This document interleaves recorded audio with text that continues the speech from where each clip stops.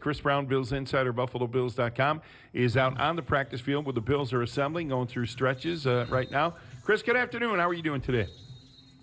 Doing okay, guys. Mitch Morse news, remaining in concussion protocol and will not play on Friday night, right, according to Sean McDermott. Just give us your update and what you are reading from all of this, if you would, please, Chris. Yeah, I mean, not really full go because he's still in the concussion protocol, so certainly not in any position to play in a game, let alone engage in full contact here in the practice setting. So he was practicing, but it's pretty much on a non-contact basis until he's medically cleared. So he's doing football-related activities, but obviously he's not engaging in the contact portions of practice, which are pretty significant portions of practice. So the offensive line here for the second straight day, left to right, is going to be Deion Dawkins, Quinton Spain, John Feliciano, Spencer Long, and Cody Ford. So that's what it was yesterday. It looks like that's what it's going to be again today, and I would anticipate that's what it's going to be going into Friday's game. And, you know, you hope that Morse can emerge from concussion protocol and be ready to go. I mean, we don't know when, but hopefully sooner rather than later, because the regular season's fast approaching. Yeah, let's talk a little bit about Ty Nsekhe as well. He's got a little bit more of a knee issue.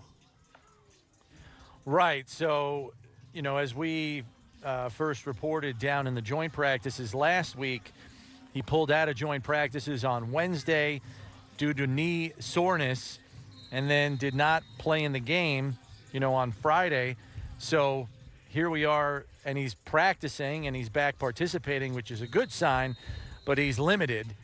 And as far as the game on Friday, when Coach McDermott was asked about that, he said, we'll see. So it's undetermined as far as his status for Friday's game. And I think what this does, guys, is it really kind of throws a jumble into the starting five for the offensive line, which they've been trying to nail down for the longest time now, and injuries continue to compromise that. You know, if Mitch Morse is in the equation, you would assume he'd be the starting center. But I think it's completely up in the air that if Ty Nsekhe's fully healthy, would he be the starting right tackle, or would it be Cody Ford? I think that's still very much up for debate. And now, due to the lack of availability for yet another game, which, oh, by the way, is the major dress rehearsal for the starting unit, if Nsekhe can't play on Friday against Detroit, might he not be a part of that starting lineup by default due to lack of availability? This is not ideal, Chris, right? Far from it. Right. How big and we don't even know at this point, too, because we haven't seen the offensive line as we might have anticipated it at the beginning of training camp. We haven't seen them, all five of those guys, play together at all, not even for one snap. So there's really no telling either how big of a drop-off it would be if all systems were go, all guys playing their best. We don't even know what that offensive line would look like, and we have no idea what the drop-off could be with the group they're going to be forced to start. Right. I mean, I hear you, Steve. I think the one good thing here is that the personnel department made a point in the offseason of not just acquiring guys.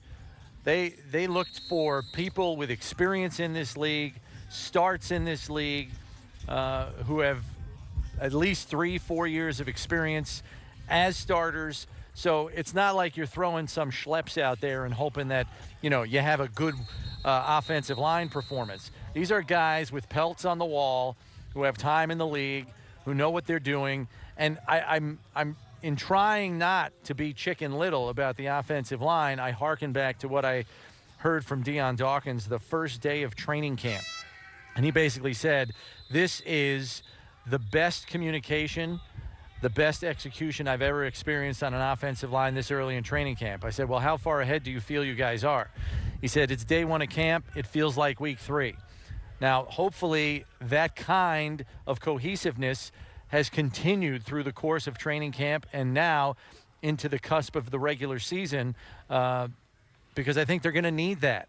To kind of weather what they're going through right now with the injuries and the lack of availability with some of their top guys. Yeah, well, they've certainly got enough guys getting enough reps to find out who they have and who would be the best combination of guys. I know they've got guys that are versatile and resilient. They can move around.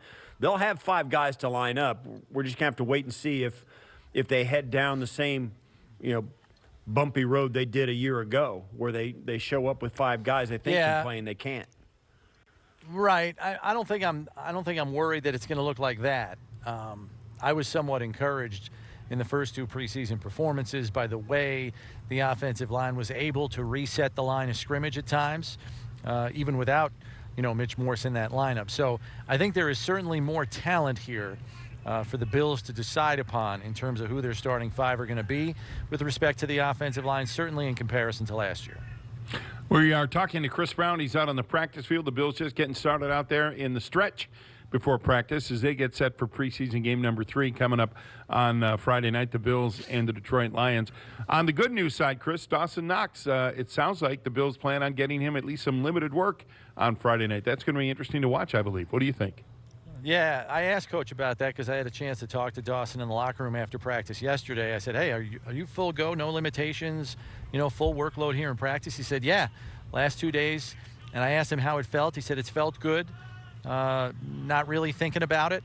I asked him also, do you feel like the athletic training staff was extra cautious and maybe held you out longer than you would have liked? And he said, I got that feeling, yes. He said, because I was itching to get back in there. I felt I was good to go, and they made me wait, a few more days before they had let me get back on the field. Because as we know, guys, hamstrings are really tricky. It feels good. You can build up your speed and perform out on the field, but we all know the explosive nature that is required of players, particularly skill position players in this game. And the minute you feel like you're all the way back from a hamstring injury and then you have to burst or cut quickly and drive off that leg, if you come back too soon, you can pull it again. And so I think that was the aim there, to try to avoid that, especially on the heels of a hamstring injury to Jason Kroom, where he came back after a 5 weeks layoff, first day of training camp, and had a recurrence with his hamstring injury. So I think the athletic training staff took a very, very cautious approach with Dawson. So hopefully, he can carry these couple of days of practice into the game on Friday and play a respectable amount of reps. You have to believe they want to see what he can offer at that position from a pass catching perspective, with all the encouraging signs we saw from him in the spring. And I think it sets up kind of a really fun competition, I guess, between Dawson Knox and Tommy Sweeney, right? I mean, I guess both of them could make the 53-man roster. They may have to, given the injuries, but that'll be fun to watch. Which, third rounder, seventh rounder, which one do you like the best, I guess? Yeah, I mean, I think they offer different things. I think Tommy Sweeney is good in a lot of areas and offers you flexibility in terms of your play calling, in terms of your alignments, and your personnel groupings, where I think Dawson Knox is more of the game-breaking, pass-catching type. The kid can really run. And so I anticipate that that's going to kind of be his primary focus, especially in light of all the time that he has missed in terms of getting reps on the field. Yeah, what else is going? Did you get a chance to listen to Sean McDermott's comments today? Did you take anything earth-shattering or surprising, or what caught your attention about what he said before practice? Well, I mean, I think the offensive line was naturally front and center after he announced that Morse was not going to be playing on Friday, and obviously he can't say much about Mitch's situation because when a player's in the concussion protocol, you're kind of prohibited from expanding on anything. He's hoping that the end of this week is good for Mitch, which may put him on track, to return to the lineup at some time next week and hopefully get out of concussion protocol. But nobody really knows where it's going to go because every case is different, as you know, Steve, with concussions. And then Nseki's absence, or limitations anyway, with his knee soreness, compromised that whole thing. And that's kind of what carried the day. But there were some other notes with respect to Friday night's game. I asked Coach about, how Frank Gore and LaShawn McCoy are going to be used on Friday against the Lions, knowing those two guys alternated between game 1 and game 2. Gore getting game 1, McCoy getting game 2 in the preseason, with the other guy just sitting and watching. And he doesn't know exactly what their workload is going to be, but he said each of them will get more work than they each had in the first 2 preseason games, respectively. So it'll be interesting to see those guys behind this offensive line going against Detroit. Hey, Chris, let's talk about running backs for a second and go to a discussion, if we can, about a guy, Christian Wade. We talked about yesterday his status and how, if he winds up on the Buffalo practice squad as the International Pathway Program player, the 11th practice squad member, how he gets there. You've done a little spade work on this. Can you tell us what you found out? That's right.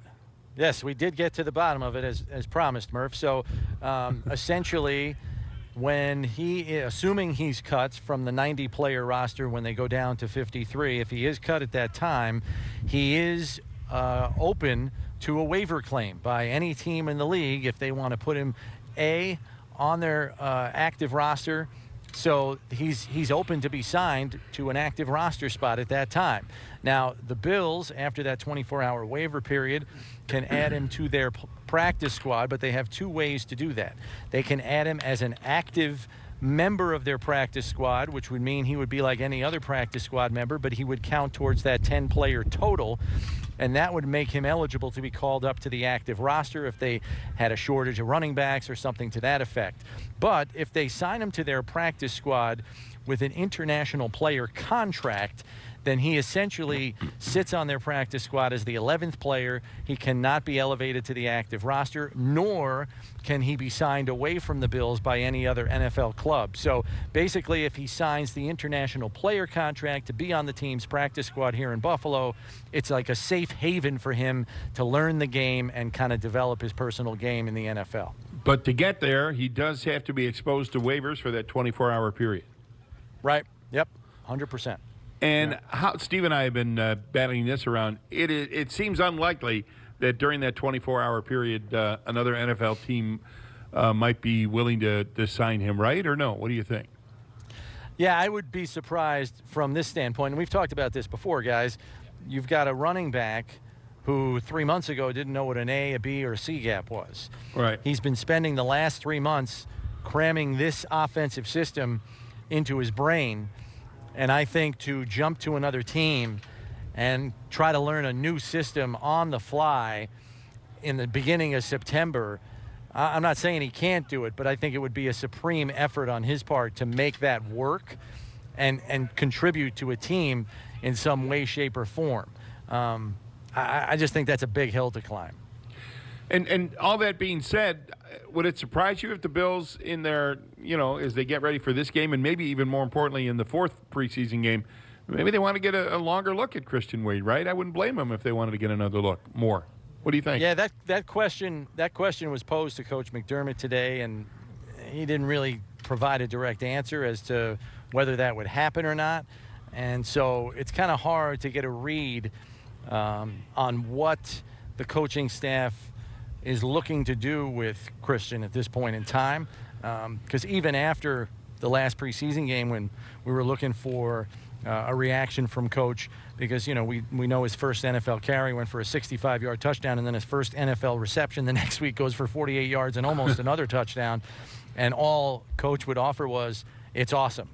That was his answer. So I who knows? I mean, maybe this is a guy that maybe they like more than they're letting on. And maybe he will be given some serious consideration for maybe being a regular practice squad player to at least give the team the option to elevate him at some point in time if they feel he's worthy. Or maybe they truly feel this is too big a mountain to climb from a mental perspective to come in and execute in the regular season capably despite his physical skill set. It's hard to know just what they're thinking because there haven't been very detailed answers that give you a clear picture as to just what they think of him, aside from the fact that they respect his work ethic and the time he's put in to try to make it work. Well, he may get more snaps in the fourth preseason game, but I think this preseason game, and Chris, tell me what you think. This is about the ones and the twos this game. They're going to get a lot of snaps all the way past halftime. I think the second half of this game, you're going to see Matt Barkley and the guys that he plays with. I don't think you'll see much of guys like Christian Wade or much of guys like Tyree Jackson. I think this is about getting Frank Gore, LaShawn McCoy, Chris DeMarco ready to play in their in the opener on September 8th. I think it's about getting guys like Ed Oliver and Starlo Tulele ready to get, I think it's about the top guys on the roster this week. Yeah, I don't think there's any question about that. This is widely known as the dress rehearsal.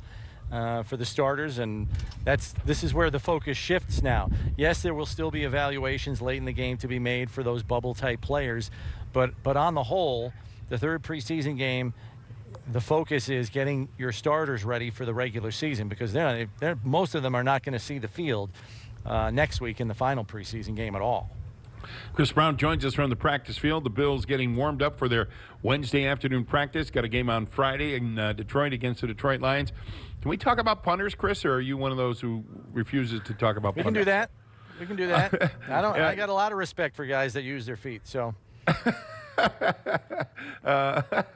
Corey Bojorquez. Now, Corey Carter has essentially been ruled out, right? What's the nature of his injury, by the way? I don't recall. Yeah, we didn't get a description of what that injury is, and this time of year teams do not have to disclose the location of the injury because we're still technically in preseason. So right. We don't know what it is. You know, you've got to believe it's got to be a lower body injury, knowing what he does for a living here. You know, Coach McDermott said he's been generally happy with what each of those guys have done.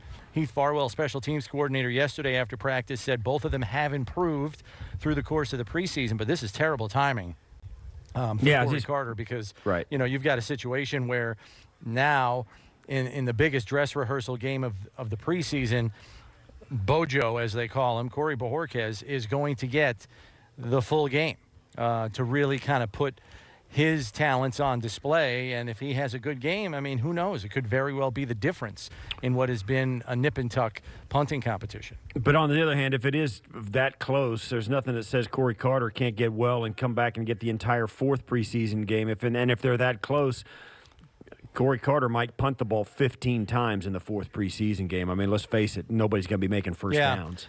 Well, and it was interesting too because you could tell Heath Farwell was a little disappointed that there were only 3 punts in the entire game last week against Carolina. I think he was hoping for more of a body of work to evaluate than just 3 punts in the entire game against Carolina. But that was kind of the hand he was dealt. So he said, yeah, you know, it was good that our offense was moving so well, but it wasn't great in terms of evaluating the punters because they only had 3 kicks at the cat. So it's going to be interesting to see how much work Bojorquez gets, the kind of performance he has. And then if it's still a dead heat, you know, when we get to the end of the preseason, I don't think we can rule out this team taking a look at the waiver wire. I mean, we know the Patriots just cut their veteran punter the other day, Ryan Allen. So, you know, there are going to be veterans out there, presumably. So, you know, I don't think we can rule that out as an option either. All right, I'll wait another week before I ask any more punter questions too, Chris. We don't have a quota. It's fine. You know, whatever you got. Yeah. Thank you, Chris. Good Thanks. talking with you. All right, Brownie. All right, guys. Chris Brown, Bills Insider, BuffaloBills.com, on the practice field today. Beautiful day in Orchard Park.